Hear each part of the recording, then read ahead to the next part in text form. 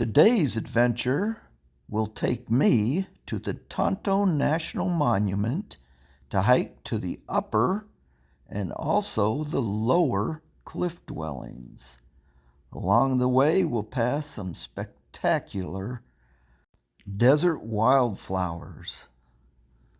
There are two separate cliff dwellings at Tonto National Monument. The upper cliff dwellings shown here, and on a separate trail are the lower cliff dwellings. Both are spectacular in their own way, but this time of year, one of the most spectacular things is just the hike, looking out at Roosevelt Lake and all the different wildflowers that are in bloom.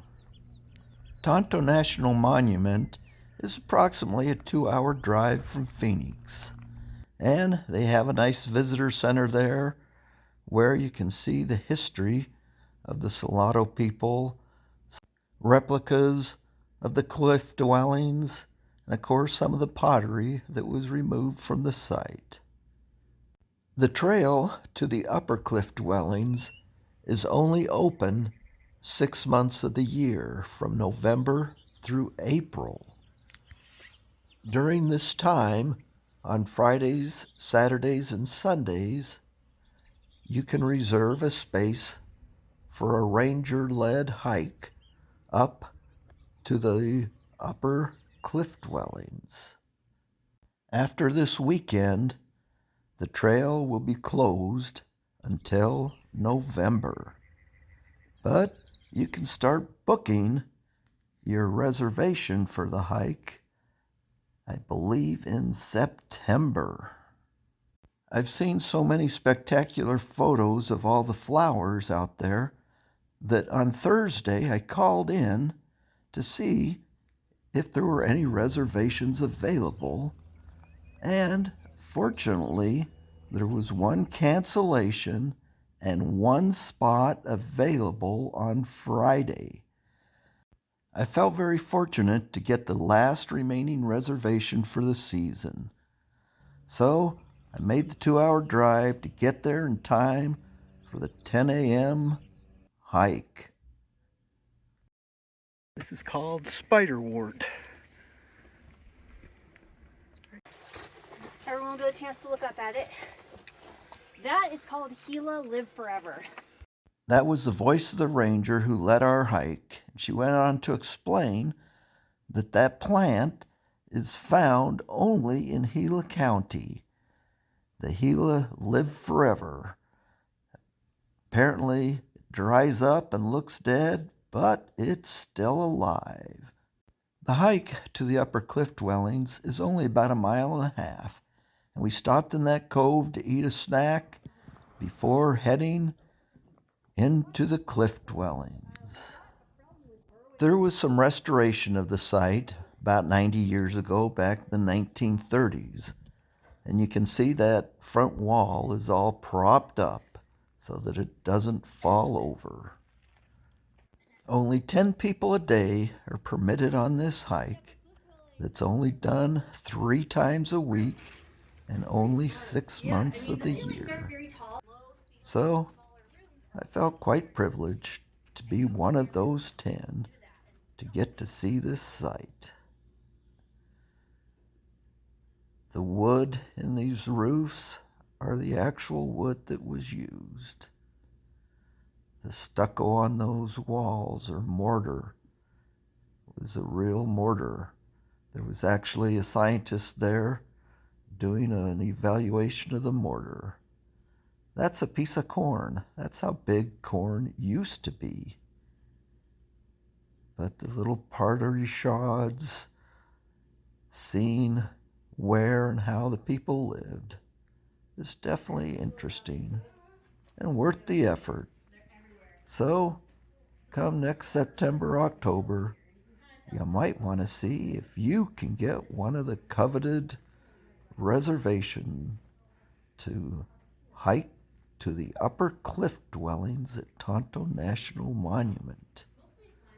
But even if you don't, the hike to the lower cliff dwellings that we'll get to soon is still spectacular and a lot of fun. But the views up here, that's the Roosevelt Lake. Of course, when these people lived, there was no lake there. It was just a river. And in one corner of this building, I'll show it at some point, but even though you're high up on the cliff, when it rains, water seeps through the rock, and they've built a catch basin inside their cave so that they actually had water. And that's it right there. That plant growing in there is not watered, but it gets enough seepage to keep growing. And back when the people lived there, they actually had water there that they didn't have to bring up the hill. Like I say, we're a group of 10, and that's the group exploring the ruins. The hike to the Upper Cliff Ruins is only a 3-mile round-trip hike. There's a lot of elevation gain, and they say to give 3 to 4 hours to do it. And the reason it takes so long is because you're there with 2 rangers, one at the front of the group, one at the back of the group, and they go extremely slow. It seems like every 10 feet they stop to tell you something about something, or let you rest, or ask questions. So even though there's a lot of elevation gain, it wasn't a very challenging hike. It was actually more challenging simply because we went so slow and it took so long. But once you're done, the hike back you can do on your own. And even though they recommend going with 2 people, I left and then I could take pictures as I hiked down the trail. Those orange flowers to the left are globe mallow, and those yellow flowers are brittle bush. And as you hike down the trail, one side of the mountain is covered with the yellow brittle bush, and one of the other sides of the mountain is totally covered with the orange globe mallow. It doesn't really show up that well in the photos, but I'll point it out. A lot of times all that orange just looks like bare ground. But when you look at this and you look in the distance, you can see some of the yellows and some of the oranges. Well, the hike up took over 2 hours with the group. The hike down can do at my own pace, and even though I stopped to take photos that I couldn't take when there were 10 other people around, I still probably hiked down in, I don't know, not much more than a half hour anyway. It's hard to know where to point the 360 camera because any direction you look is spectacular.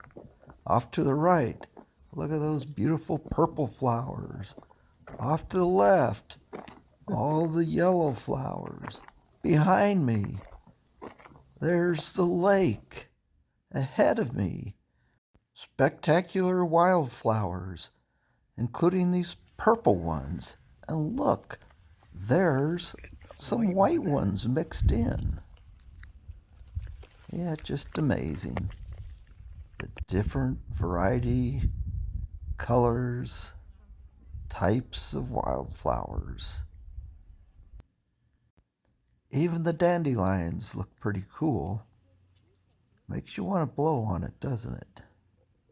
And of course, there's poppies, but there's a distance in the mountain. All that brown were actually the orange globe mallow. There's a barrel cactus and a saguaro cactus. This is that. And there's that Gila Plant. Live Forever plant that she says was only found in Gila County.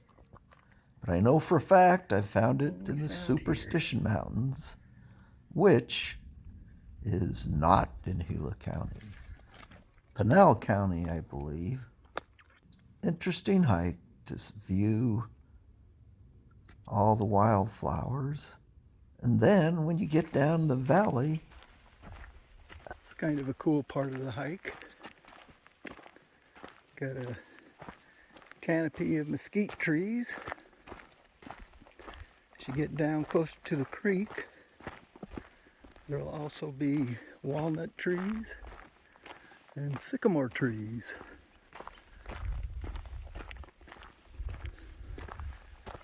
Just a cool spot. Neat hike. They say there are up to 10,000 people that lived in the basin here, Tonto Basin. Total different feel. You've enjoyed this. They're in a riparian area. There's a creek and the mesquite trees providing a canopy. And then the canopy changes to walnut trees and sycamore trees. And you just don't feel like you're in the desert. That not far from this little oasis, you've got those saguaro cactus, barrel cactus, and all the desert shrubbery. You can only see this area when you're on the hike to the upper cliff dwellings. So it's closed most of the time, and most people don't get to see it. And you don't want to sneak in there. As the ranger said to us, if you have to use the bathroom, watch where you go, because there are a number of game cameras around, and that's the actual creek, and there was water that just runs into the ground. But once you get out of that area, it's back to the visitor center. There's one of the big cameras at the gate that prevents people from just coming into that area. So make your reservation. Don't try sneaking in. Now starting. But the next part of this hike, anyone can do, and that's the hike up this trail to the lower cliff dwellings. And it's spectacular looking desert, and right now it is covered with wildflowers. The other thing, this trail is a hard surface the entire way. Like I say, I can't remember if the trail's a mile round trip or a mile each way, but it's not that long, and even though there's some elevation gain, it's not that challenging. Bunch of people, a variety of different sizes, shapes, and health seem to do it. But here's a view. Hiking the trail to the lower cliff dwellings. Again, great views looking out at the lake and of the wildflowers. And since no permit or reservation is needed for this, typically there should be more people here. But it's busiest in the morning, and that's the best time to view it. And since I did the upper cliff dwellings in the morning, we're in the afternoon now, and it's a little warmer, and not quite as many people hiking it, but still a lot. Okay, I haven't given any of the old man philosophical views today, so let me ask you a question. Do you consider yourself a winner or a loser? Are you a success or a failure. Think about that for a minute as we complete the last little bit of the hike into the lower cliff dwellings. It's a spectacular view seeing the cliff dwellings with all the saguaro cactus and brittle bush in bloom. Perfect time to see it, except it's better if you're there early in the morning so it's not all in the shadow. Here I am as I take the last few steps. And no, that walkway and the guardrails weren't there 700 years ago. Looks like that rock wall and the steps here in front are also not part of the original ruins. But it's all still spectacular. They have a ranger there. He kept an eye on me to make sure no one does anything destructive. Of course, they'd probably tell you they're there just to answer questions. But it's cool to be able to walk into the ruins on your own and to see the site. Look out over the valley below. Of course, the 360 camera gets me in to all the areas, including some that I'm probably not supposed to be. Like, what's behind here? Oh, looks like some cleaning supplies. I don't think those were 700 years old either. But look at that roof. That's original roof. Original mortar and timbers. It's just amazing that some of that stuff can last 700 to 900 years since it was first built. You see on the tops of the walls some of that white stuff. That's actually from the turkey vultures that visit the site and sit on the walls and, well, do their business. But spectacular views again out toward the lake. There's the rocks they used to grind the corn. A cool sight to see. Doesn't take that long. It takes a lot longer to drive out to the site from Phoenix than it does to do the hike and to see the sights. But there are a number of other things out in this area. Spectacular sights at Roosevelt Lake. Head up toward Payson. You can go to Tonto Natural Bridge. A number of other things in the area. So take a day. Enjoy the tours. See the sights. Imagine how it was to live up here 700 years ago. What did the people do? They actually traded and interacted with tribes all around. That's why they called them the Solano, because they weren't just Apaches or any one single tribe. Based on artifacts that they found, they actually traded with people from California, macaw feathers, Mexico, and all the other tribes in nearby states.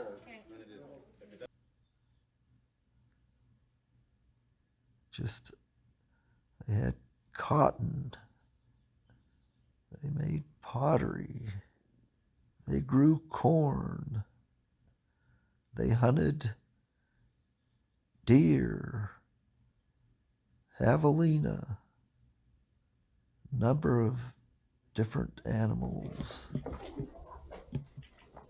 Just a cool sight to see.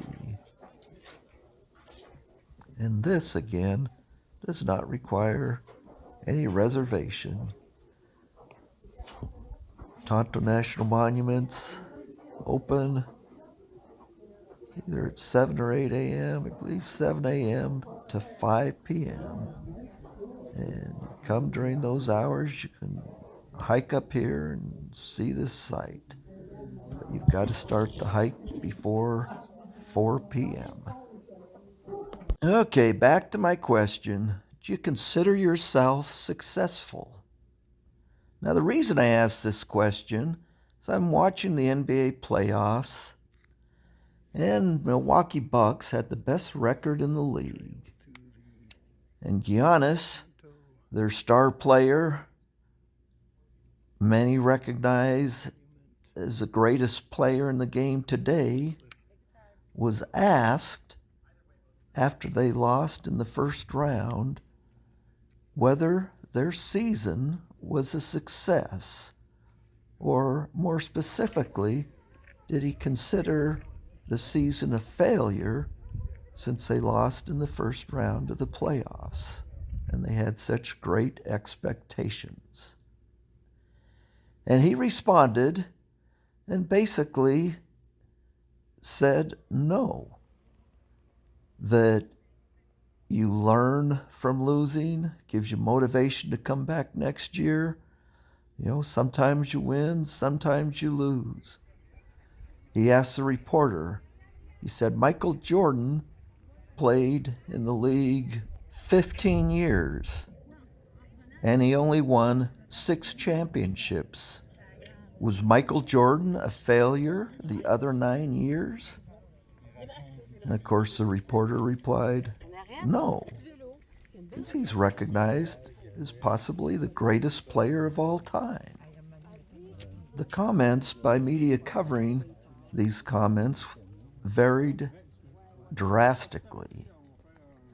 Some applauded Giannis for recognizing that you're not a failure even when you lose, that there are lessons to be learned.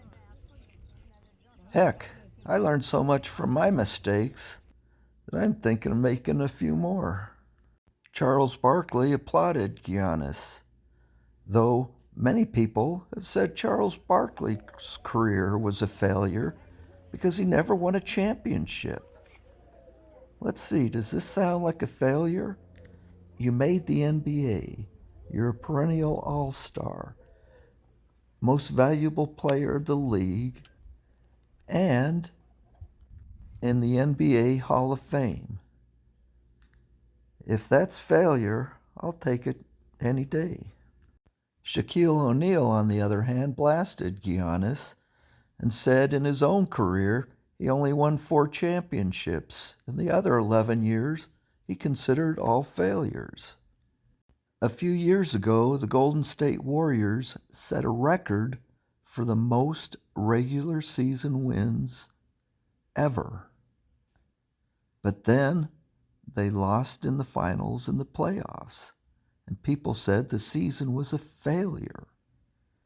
The best regular season in history was a failure because they didn't win the championship. Is that correct? Is Charles Barkley correct? Is Shaquille O'Neal correct? Are they both right? Are they both wrong?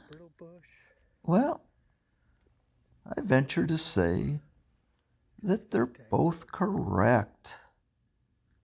I'm one of those people who hate the thought of a participation trophy, of having soccer games where you don't keep score. Youth and adults need to learn that there's more to life than winning and losing.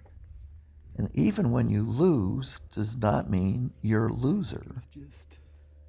And even if you win does not make you a winner.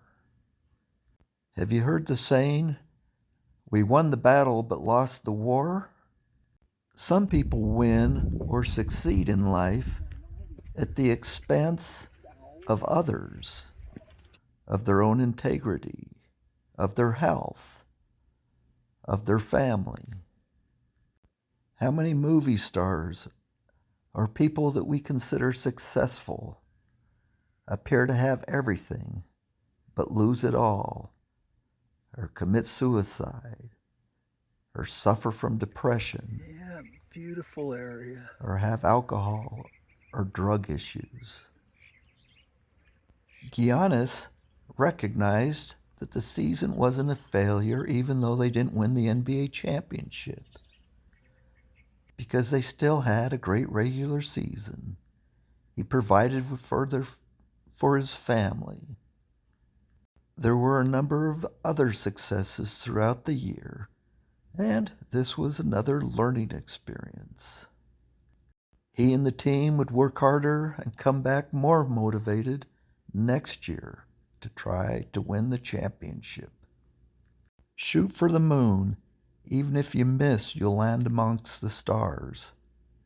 There's nothing wrong with having lofty goals, and every NBA player should strive for a championship. However, just because you don't achieve it doesn't mean you're a failure. Just because you fail in one goal does not make you an overall failure. That's one of the reasons I don't like participation trophies and the youth soccer not keeping score.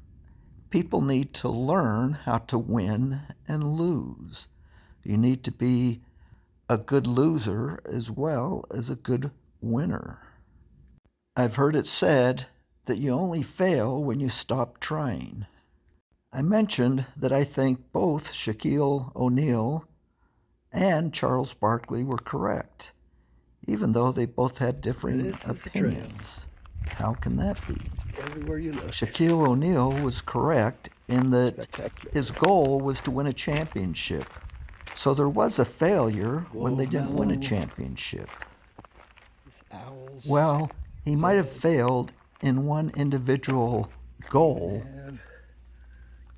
He did not fail, or you cannot say his life wasn't successful. So he did fail in reaching his ultimate goal. Just as Charles Barkley failed to reach his ultimate goal, you can hardly say that he was a failure or not successful, having been named one of the 75 best NBA players of all time. You catching this landscape? Isn't it spectacular? The reds, the oranges, the mountains just covered with flowers. I just couldn't stop taking photos of it.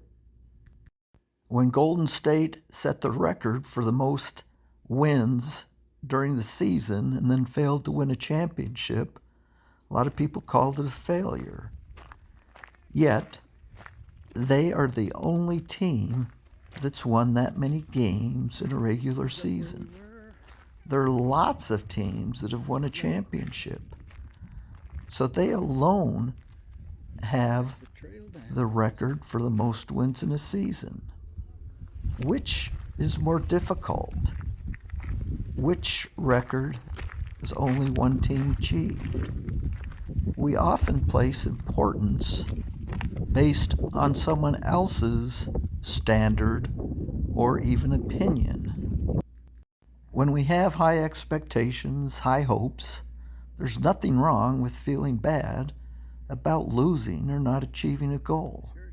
However, one failure or loss doesn't make you a loser or a failure.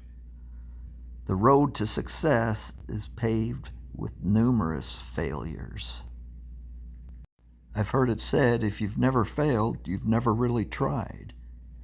At least you've never really challenged yourself or pushed yourself to be the best you can be. It's only through failure that we can achieve greatness. Don't consider someone a failure because they haven't reached success in the things that you think are important. Too many people give up or stop trying when success would have been right around the corner. Some days in pickleball, I lose all my matches. Does that make me a loser? No. The mere fact I'm out participating is a win. The fact that I'm getting exercise is a win. The fact that I get the opportunity to socialize with my friends is a win. Just the opportunity to enjoy the outdoors is a win. In sports, I've always encouraged people to play against competition, people that are more skilled or better than they are, because this is how you push yourself to improve. In golf, yeah, I can beat someone that shoots 100, but when I play against someone that shoots even par, I know I have to be on the top of my game and play my best to compete. And when I do win, the victory's even sweeter. In a golf tournament, there's only 144 players that make the cut after 2 days. And of that 144, there's only one person that wins. Does that make 143 people losers? When I ask the question, are you a winner or a loser? Do you think of yourself as successful? What came to mind? I've asked myself the same question. Have I been successful in life, or am I a failure? I've had my share of successes and failures, and maybe it doesn't matter if I'm a success or a failure. It really only matters to those that care about me, what they think, not what society in general thinks. And to me, it's more of a process, a journey. Times I've been successful, and at times I've failed. But keep moving forward, looking for the beauty in the world and enjoying life. And I guess because of that, I consider myself successful. I still like to compete, even though I may not be very competitive. And even if I don't win, I can still enjoy it because I can find victories and success in small things. It's almost time for the Phoenix Suns playoff game to start on TV. And even though I'm not a player or have anything to do with their success, if they can win a championship, somehow I'll share in that success. And if we can share in the success of others, it makes us feel like a winner. You've heard in negotiations about a win-win deal. It's not that someone always has to be a winner and someone has to be the loser. Sometimes things can be done in such a way that all parties benefit.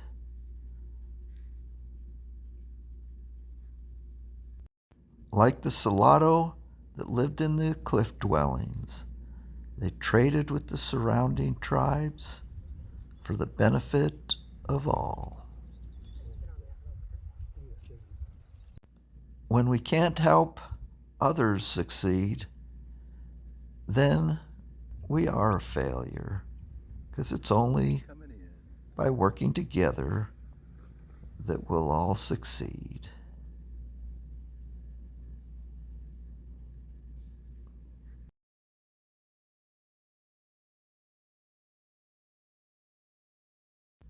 This video went much longer than I expected, and it may not work. The little phone may not be able to process it. But it won't be a failure. I'll just have to try again.